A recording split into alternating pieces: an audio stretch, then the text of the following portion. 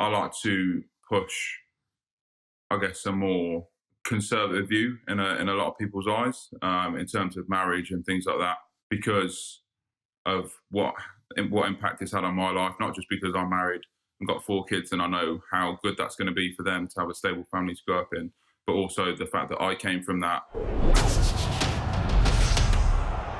For people out there who think that sportsmen are just machines and they hide behind this big PR and they don't have it in them to say how they feel, we've actually had a shift away from that, I think, really in the last 12 months. And the Kyle interview was the perfect example of that. But also, you've been pretty honest in what you've been putting out there of late as well. You know, do you think you find a voice when things matter to you? Do you think you find a voice as you get a little bit older?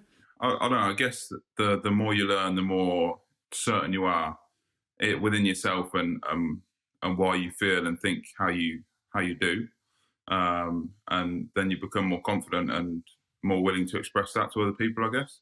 Obviously, my experience and my upbringing, you know, some people can learn things from it, and that's why I'm more than willing to pitch in and give my point of view. Half the time when you're a younger guy, you're worrying about what people think.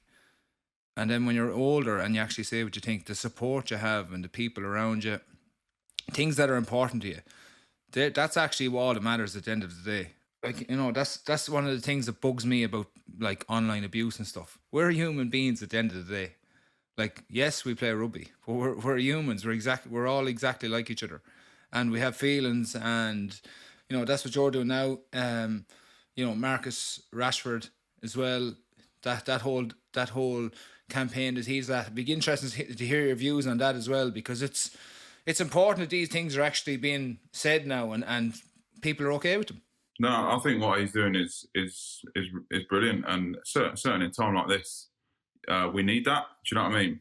So yeah, I think he's doing incredible work. Obviously, I commented on it, got a lot of backlash because I like to push, I guess, a more conservative view in a lot of people's eyes in terms of marriage and things like that, because of what impact it's had on my life. Not just because I'm married and got 4 kids and I know how good that's going to be for them to have a stable family to grow up in, but also the fact that I came from that and my half brother didn't, and just the difference between our lives and things like that. Really, you know, it's just so clear to me. So. Yeah, but I need to be clear on that. You weren't, you know, negative towards Marcus Rashford's campaign and what he was doing, and obviously everyone jumps on Twitter and starts coming at you and trolling you, when all you were doing was saying it's great, but there's also other things that we can work on as well. And that's just social media. People just jump on that bandwagon and start coming at people. I didn't put good enough context on it, so